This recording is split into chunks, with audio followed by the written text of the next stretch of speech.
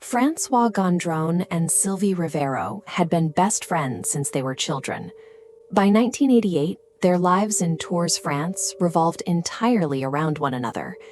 Francois was the engine of the pair, highly sociable and constantly surrounded by people.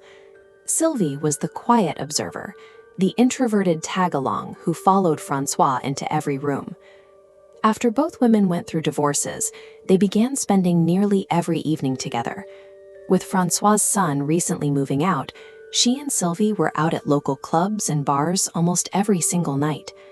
They had become the primary constant presence in each other's daily lives. But this constant proximity highlighted a sharp imbalance. While Francois easily attracted the attention of men and dominated their social circle, Sylvie remained in the background. Years of playing the supporting role to her more charismatic friend had allowed a quiet, deep-seated resentment to take root in Sylvie. On the night of December 11th, they were at a crowded nightclub with two men they knew, Michel and Luc. Francois eventually decided she wanted to go home alone, but rather than just saying so, she made up an excuse to avoid an argument with Sylvie. She claimed that Michel and Luc were making her feel uncomfortable and giving her a weird vibe. She used this fabricated friction as her cover to slip away from the group and catch a cab. Francois's lie was meant to buy her a few hours of personal space. Instead, she had unknowingly handed Sylvie the narrative framework for a murder. When Francois got home that night, she was met with a confrontation from her boyfriend, Yves. He had been waiting for hours, and the two of them fell into a recurring argument about Francois prioritizing her late nights out over their relationship. The next morning, December 12th, the tension had settled. To make amends, Francois promised she would be home that evening so they could cook dinner together. Yves arrived at the apartment after work and let himself in with his spare key. He made dinner and waited, but as the hours passed, Francois never appeared. At 8 p.m., the phone rang. A woman Yves didn't recognize claimed to be one of Francois's friends, saying that Francois had suddenly decided to go out of town for the weekend with another group. Angered by what he thought was another broken promise, Yves smashed his dinner plate on the floor and left. That shattered plate was the last significant event recorded at the apartment. Francois Gandrron had vanished. On the morning of December 13th, a janitor noticed two blue trash bags sitting on a strip of grass in the hospital parking lot. The hospital only used gray bags, making these two out-of-place bundles immediate objects of suspicion. Opening the first bag, he found two severed arms and two legs. The second bag contained a torso. The victim's head, pelvis, and thighs were missing. An autopsy revealed that the woman had been heavily sedated with anti-anxiety medication before being killed. The cause of death was blood loss from deep gashes on her wrists. While the killer had removed the head to prevent identification, they had left the hands. This allowed the police to pull fingerprints and confirm the body belonged to Francois Gandrron. The forensic evidence suggested a specific type of killer. The method of murder was controlled and required the victim to be unconscious, while the post-mortem dismemberment was chaotic and violent.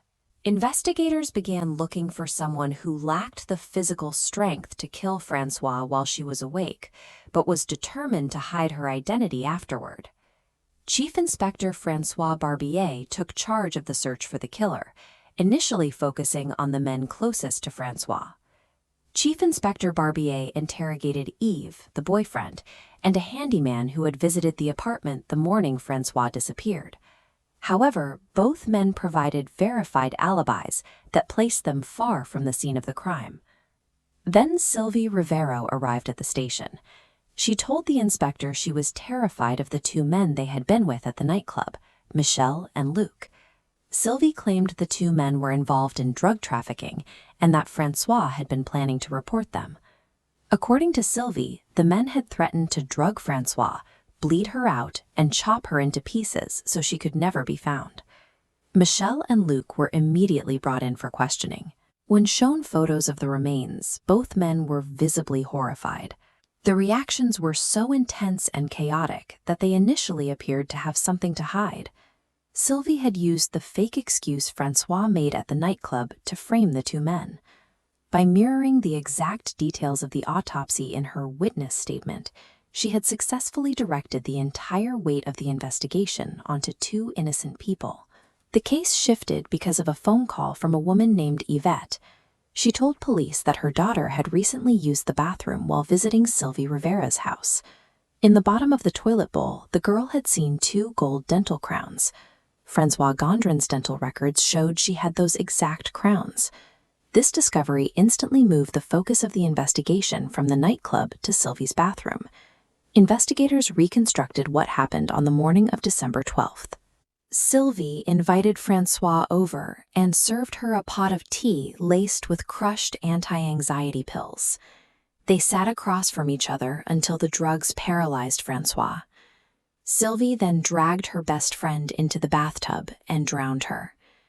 Afterward, she spent hours meticulously dismembering the body in the same bathroom, preparing the pieces for disposal in the blue bags found at the hospital.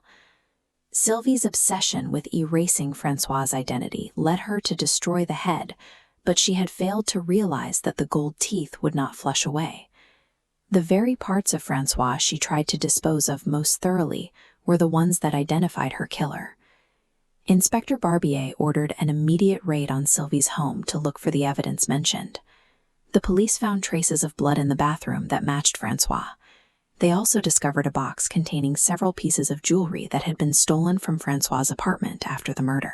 Confronted with the blood and the gold crowns, Sylvie's composure broke. She confessed to the murder and was eventually sentenced to life in prison.